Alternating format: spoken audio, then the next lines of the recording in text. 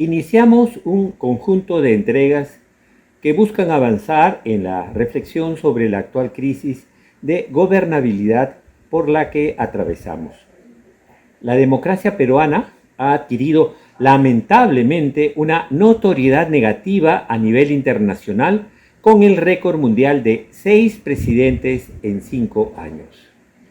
Nuestra actitud frente a estos resultados ha sido evadir nuestra culpa al atribuir la causa a factores externos a nuestra propia conciencia y conducta. La corrupción, la violencia, la ineficiencia y cualquier otra práctica termina por encarnar exclusivamente los males que sufre el Perú. Así, no mejoramos ni aprendemos, pues un problema complejo se reduce a uno simple que oculta nuestra propia acción y responsabilidad individual y colectiva. En estas 2 décadas de inestabilidad social permanente, hemos optado por una cómoda opinión superficial y mecánica, simple y determinista, es decir, por una supuesta explicación que obvia nuestra conducta y responsabilidad. Es decir, por esta actitud errada hemos repetido la misma postura interna en cada sucesiva etapa del fenómeno, tropezándonos con la misma piedra.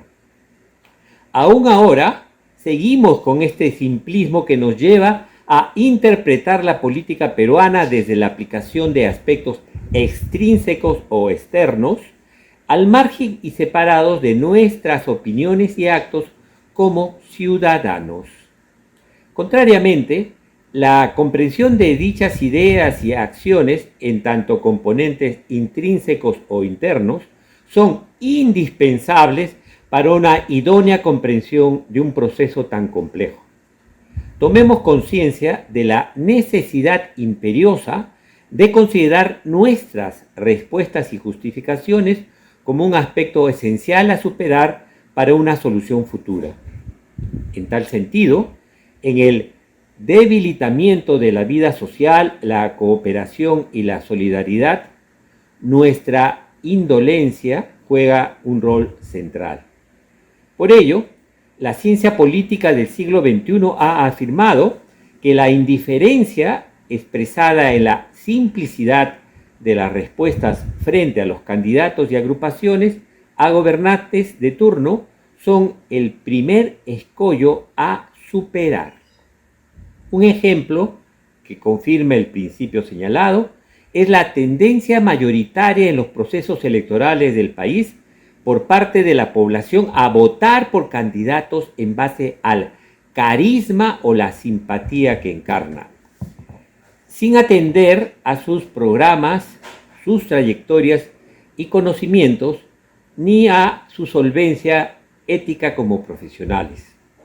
La equivocación que acarrea estas motivaciones subjetivas y aparienciales explican el que todos los presidentes hayan terminado enjuiciados y encerrados en prisión. Pero obviamos que nosotros tenemos parte de la responsabilidad porque votamos por ellos. Ha sido una constante en los sucesivos procesos electorales que los peruanos no dediquemos el tiempo necesario para evaluar en forma objetiva nuestro voto. Hemos elegido a los representantes de los 5 o 6 mismos partidos a pesar de sus antecedentes y la reiteración de sus falsas promesas de enmienda. Si han obtenido una votación suficiente para repetir sus fechorías, es por nuestra ligereza e inmadurez política. Esto confirma que la gran mayoría de votantes peruanos son superficiales y asumen una ideología de simplificación y apresuramiento recurrente. Hay innumerables casos prácticos de esta reducción indebida de la complejidad que implica ejercer la democracia. La tendencia de los medios de comunicación a establecer rotundas demarcaciones entre candidatos buenos y malos consigue dividir a la población en bandos irreconciliables. También posibilita acallar información sobre las limitaciones del todos los planes de gobierno propuestos, la irresponsabilidad en muchos puntos de los programas planteados y los escondidos intereses compartidos con empresas, entidades o negocios. La contraposición ligera sin argumentación sólida facilita la manipulación de las élites a nombre del supuesto interés por el pueblo. El énfasis reiterado en las cualidades personales del líder partidario refuerza la simplificación útil para hacer falsamente comprensible el proceso al acentuar su valor de entretenimiento o de acción superficial. Así se escucha: vota a ganador, todos son corruptos, nos promete mucha seguridad, etc., pues sobre la base del carisma o la imagen, el fundamento personal deja de ser fugaz e inconsistente y se convierte en una apuesta ciega. La prensa propicia el huir, escapar del deber ante la complejidad de las cosas. Si votar constituye el poder en manos de los ciudadanos, no lo devaluemos. Si lo ejercemos en contadas ocasiones, que sea en forma consciente y pensada, no marquemos las cédulas en base a ilusiones o apariencias que, como en un matrimonio, conducen al divorcio o a una separación conflictiva y dolorosa. Así como en la actual cultura moderna no podemos basar nuestras decisiones familiares en la tradición pasada, portadora de ideas obsoletas y anticuadas, también en las prácticas electorales no podemos repetir comportamientos políticos que no sirven ni son útiles para solucionar las dimensiones complejas de la actual vida social. La pasividad y la costumbre se muestran como un modo equivocado de actuar, una ideología, pese a que se presentan como carente de ella. Erradamente se reivindica que no se es político, precisamente sin saber que dicha respuesta constituye una política influida por la prensa y la publicidad tendenciosa. La intervención en los sufragios tiene que hacerse mediante procedimientos más válidos y verificables que el sentido común y formarse una opinión consultando fuentes de información distintas.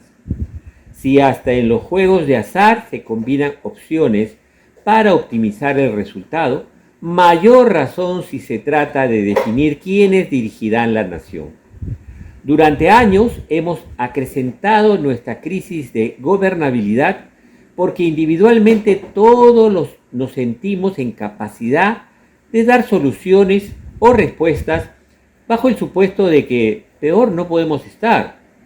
La experiencia de este último lustro en el Perú demuestra que cuando la ignorancia anda suelta, no solo se puede poner más grave el conflicto, sino que lo peor no tardará en acaecer. En cada elección se asevera como una verdad científica que nunca hemos estado tan mal. En los últimos 30 años, la ciencia y la tecnología han modificado prácticamente todas las actividades humanas. Han impuesto nuevos procedimientos y dispositivos centrados en la información para optimizar las respuestas frente a nuestras necesidades. Del mismo modo, como hace un siglo atrás para la obtención de agua potable e iluminación en muchas ciudades medianas y pequeñas del país, había que hacer procesos anteriores engorrosos y complicados, hoy en día la gestión de dichos servicios se ha regularizado y automatizado, brindándonos mejores resultados en la salubridad y la seguridad. En tal sentido, no podemos continuar con ideas y comportamientos electorales anteriores como si solo se tratara de asistir al local respectivo y marcar símbolos en forma mecánica sin un conocimiento profundo de las consecuencias. La absoluta mayoría de los votantes peruanos decide el candidato el mismo día y en la hilera o cola previa al sufragio. Un signo del atraso de nuestra sociedad periférica es la pervivencia de una instancia central desde donde siempre se ordena y controla el funcionamiento de las distintas actividades sociales. economía, electoral, judicial, financiera, etcétera, que deberían actuar con autonomía, solvencia y conocimientos, incrementando el funcionamiento eficiente y ético del sistema. La centralidad se muestra como la continuidad de la injerencia del soberano o rey del régimen antiguo, que desconfiaba de las partes y su independencia, pues buscaba un control vertical absoluto, basado en la idea atomística del todo como la suma de las partes, inadecuada para enfrentar el aumento de incertidumbre inherente al crecimiento poblacional y la globalización del mundo actual. Las colectividades del presente siglo exigen un incremento de la complejidad del sistema del poder en términos de capacidad de anticipación de problemas y predicción de respuestas, así como de la autonomía de las diferentes esferas.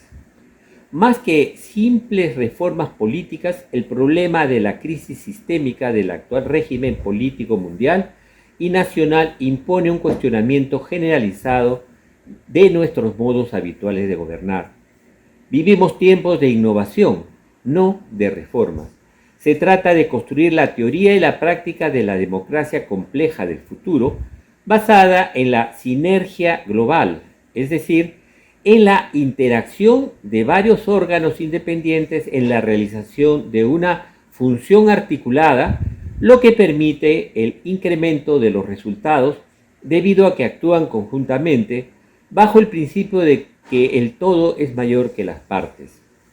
En tal sentido, Daniel Innerarity, en Una teoría de la democracia compleja, Gobernar en el siglo XXI, 2020, ha afirmado lo siguiente, comillas: la arquitectura de la política clásica es infracompleja e inadecuada para los problemas generados por la sociedad actual. No tiene el correspondiente nivel de complejidad propia a la hora de elaborar la información, ni las competencias cognitivas, ni sofisticados procesos de decisión. No es solo que cuanto más complejas sean las instituciones políticas, más estables y socialmente eficientes serán los resultados. Fin de comillas. Hay que innovar en la creación de un nuevo sistema político al servicio de todos y no solo de un sector de la sociedad. Debemos esforzarnos por actualizar y renovar nuestros conceptos y prácticas políticas para construir una democracia más sólida en el Perú. Muchos de nuestros conceptos, normas y principios han sido formulados en relación con un periodo anterior de dominación e incipiente modernidad. El actual régimen político y electoral vigente ha fracasado, pues es incapaz de gestionar la creciente complejidad de una nación como el Perú en el contexto de un sistema mundo marcado por el cambio climático, la inteligencia artificial, los algoritmos y la economía del conocimiento. Tenemos la tarea de construir nuevos conceptos y prácticas para instaurar una democracia compleja, estable y participativa en la próxima década del siglo XXI. Ese cambio empieza por asumir con responsabilidad el ejercicio esencial de la democracia, la elección de nuestro mandatario y los representantes en el Congreso. Pues quien elige por carisma y rostro a corruptos, analfabetos políticos y delincuentes cínicos no es víctima, sino cómplice. Pero además hay que señalar que se trata de dos elecciones distintas, la del presidente y la de los congresistas. El presidente dirigirá el poder ejecutivo del Estado y serán los congresistas elegidos aquellos que deben aprobar leyes a favor del desarrollo sostenible. No necesariamente el mejor candidato a jefe de Estado tendrá los mejores parlamentarios, ni tampoco la dispersión de los votos en muchos grupos congresistas facilita las decisiones consensuadas o dialogadas, sino todo lo contrario. Una representación congresal de muchos grupos con poco peso político atenta contra la autonomía de la independencia de poderes y los planes a largo plazo, porque incentiva el oportunismo y el afán de lograr en el futuro cercano un mayor número de escaños e incluso la presidencia. Nuestra responsabilidad radica en votar con conciencia para evitar se perennicen representantes parlamentarios que solo buscan servirse del Estado en lugar de servir a la nación, como estamos lamentablemente constatando en estos días llenos de muertes, conflictos y división entre peruanos.